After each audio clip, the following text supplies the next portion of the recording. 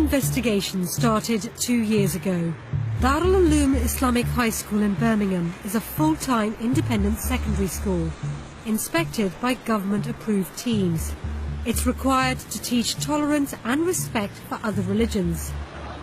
But we went undercover because we had gathered evidence of extreme intolerance.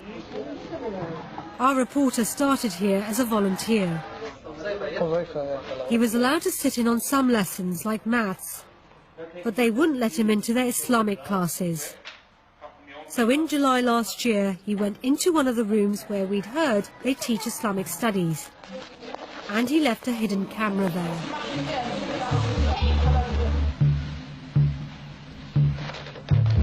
At first, our camera records exams and prayers. Then the pupils are arranged into rows for a school assembly.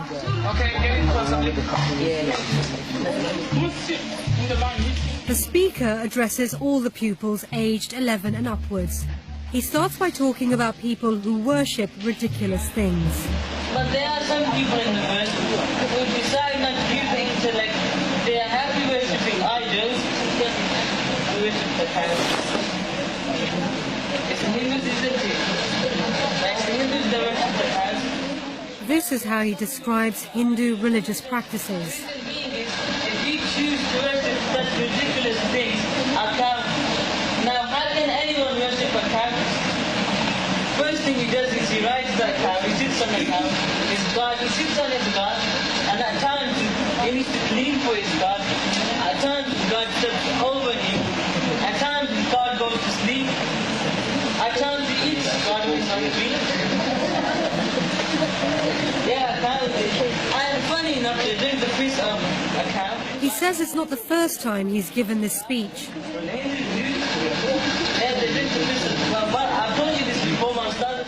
In 2009, government-approved inspectors praised the school for its interfaith teaching, saying, "Pupils learn about the beliefs and practices of other faiths and are taught to show respect to other world religions."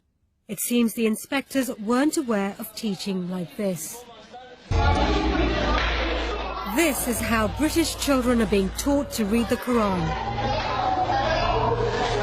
In a Muslim faith school in the north of England. Here's what 11-year-old Muslim children are being taught about non-Muslims in a full-time secondary school.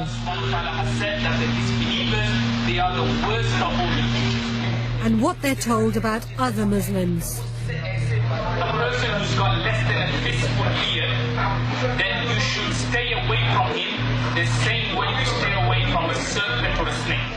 He puts a question to the children about Hindus and other idol worshippers.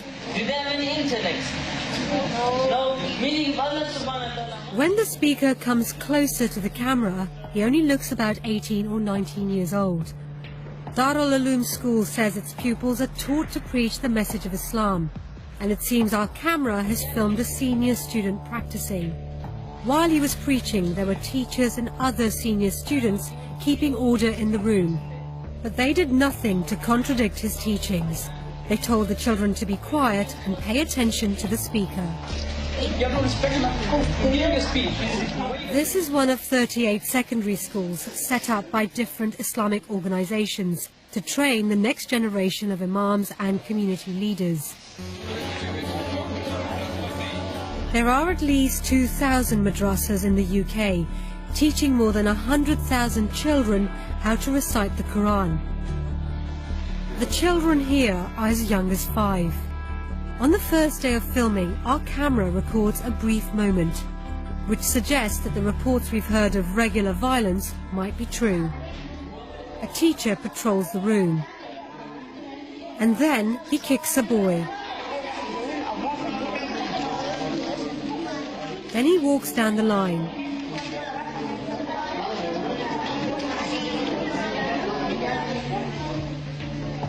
That was all we managed to film in the summer, and both schools broke up for the holidays.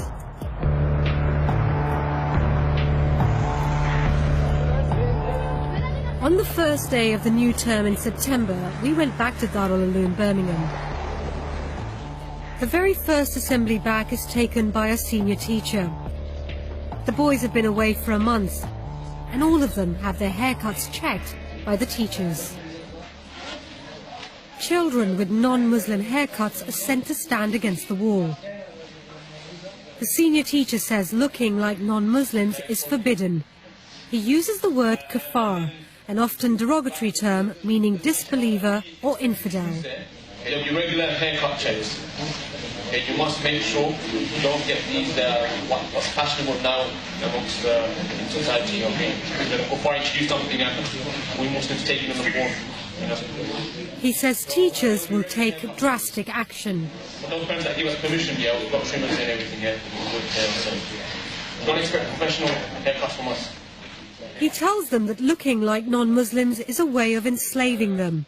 He associates British society with shaitan, the Islamic version of Satan. You need to free yourself from the influence of the shaitan and the society. Yeah? The kuffar have brought so many new things out, and you need to free yourself from slavery. What kind of slavery am I talking about? Yes. Mind control. Yeah, mind control, mashallah. They're controlling your minds. You're doing what they want. And ask yourself, are you part of that slavery as well? It's mind control. Are you part of those students who prefer their sunnah of the kuffar over the sunnah of the Prophet? Ask yourself. Is it simple, yes or no? The school's last inspection praised it for promoting tolerance and harmony in society. But in this assembly, the teacher tells the boys they should hate the sinful nature of non-Muslim society. You're not like the non-Muslim out there, all that evil you see on the streets. People not wearing hijab properly, people smoking, people walking like they got something stuck in their hands. Yeah, these kind of things, yeah? Yeah, you should hate it. You should hate walking down that street. This is a prestigious school. It's been visited by the Lord Mayor, the Chief Constable, MPs and dignitaries. The school says it has a community involvement programme to prepare students for outside life. We are going into full-scale social segregation and separation. And unless we tackle this now, we will reap the whirlwind. What did you think about the repeated use of kafar? Never would a kafir enter Jannah until a camel enters the eye of a needle. It's like the N-word. It's a term of abuse, a term of censure, condemnation. Some of the teachings that we've shown you, do you think they could be described as hate teachings? There's no shadow of doubt.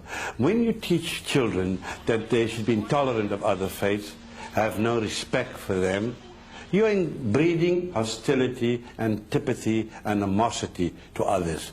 If that's not hate,